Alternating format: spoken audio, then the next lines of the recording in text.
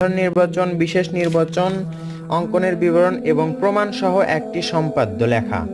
সম্পাদ্য লেখার নিয়মে প্রথমে আমাদের জানতে হবে সম্পাদ্যের প্রধান তিনটি অংশ থাকে: এক, তথ্য বা উপাত্ত; দুই, চিত্র অঙ্কন; তিন, প্রমাণ। বন্ধুরা, ১ নাম্বার তথ্য বা উপাত্ত হচ্ছে সম্পাদ্যে চিত্র অঙ্কনের জন্য যেসব উপাদান সরবরাহ করা হয় তাই তথ্য বা উপাত্ত। এখানে আপনারা দেখতে পাচ্ছেন চিত্র অঙ্কনের জন্য এখানে ২টা ৩টা উপাদান নেওয়া হয়েছে, এটাই তথ্য বা উপাত্ত। এরপর দ্বিতীয়ত হচ্ছে চিত্র অঙ্কন।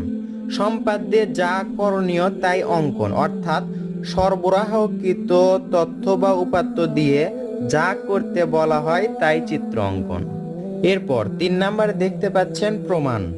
প্রমাণটা কি? সম্পাদ্যে চিত্র অঙ্কন করার পর অঙ্কিত চিত্রের নির্ভুলতা যাচাই করাটাই হচ্ছে প্রমাণ। তবে স্কুল পরীক্ষাগুলোতে প্রমাণ করতে বলা হয় না। সম্পাদ্য লেখার ধারাবাহিকতায় রয়েছে সাধারণ নির্বাচন, এরপর চিত্র অঙ্কন, এরপর বিশেষ নির্বাচন, তারপর অঙ্কনের বিবরণ এবং শেষে প্রমাণ। তো বন্ধুরা, একটি সম্পাদ্য লেখার ক্ষেত্রে যা যা করতে হবে তাহলে আমরা খাতা থেকে দেখে আসি কি করতে হবে। আপনারা এখানে দেখতে পাচ্ছেন এটা হচ্ছে প্রশ্ন লেখা, এটা আপনাদের লিখতে হবে না। সম্পাদ্য লেখার সময় সাধারণ নির্বাচন না লিখলেও কোনো নাম্বার কাটা হয় না, অর্থাৎ এই সাধারণ নির্বাচনটা যদি নাও লেখেন কোনো সমস্যা নেই, আর এই প্রশ্ন তো লিখতে হবে না আপনার খাতায়। এরপর সঠিকভাবে সম্পাদ্যের চিত্র অঙ্কন করলে কোনো বর্ণনা না লিখলেও অর্ধেক নম্বর পাওয়া যায়। অর্থাৎ এই চিত্র অঙ্কন যদি আপনি সঠিকভাবে করতে পারেন, কোনো বর্ণনা বলতে বিশেষ নির্বাচন, তারপর অঙ্কনের বিবরণ, প্রমাণ এগুলো না করলেও অর্ধেক নম্বর পাওয়া যায়।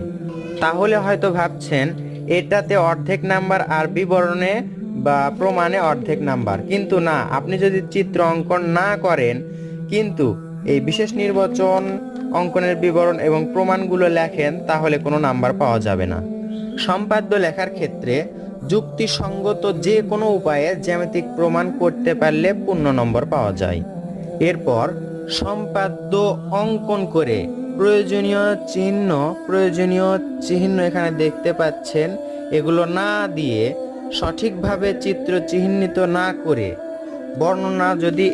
বর্ণনাও যদি লেখেন তাহলে আপনি কোনো নাম্বার পাবেন না। একটি সম্পাদ্য লেখার ক্ষেত্রে ধাপ ও যথার্থতার মাধ্যমে লিখলে পূর্ণ নম্বর পাওয়া যায়। আর একটি কথা মনে রাখবেন, সেটা হলো সাধারণত চিত্র অঙ্কনের পর বিশেষ নির্বাচন লিখতে হয়। এখানে দেখতে পাচ্ছেন বিশেষ নির্বাচন, এটা লিখতে হয়। তবে কেউ